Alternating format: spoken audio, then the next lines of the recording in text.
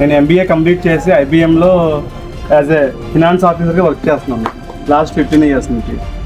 But నేను MBA చదవడానికి reason మా బ్రదర్. ఎందుకంటే ఇతను 10th అయిన తర్వాత హైదరాబాద్ వెళ్ళిపోయి అక్కడ వేరే ఫ్యాక్టరీలో జాబ్ చేసి అతను వచ్చిన పిఎఫ్ అంటే మేము వచ్చిన సిచ్యువేషన్ చెప్తున్నాను. సో నేను ఫస్ట్ ఇయర్ ఫీజు కట్టడానికి అమౌంట్ లేకపోతే తన పిఎఫ్ అమౌంట్ డ్రా చేసి ఆ పిఎం అమౌంట్ నాకు కడితే నేను ఎంబీఏ కంప్లీట్ చేసి జాబ్ చేసుకున్నాను. సో అందుకని ఇతనికి ఎప్పుడు అంటే ఖాళీగా మా దగ్గర ఉంచుకోవడానికి కాదు, ఖాళీగా ఉంటే డిజబిలిటీ వాళ్ళకి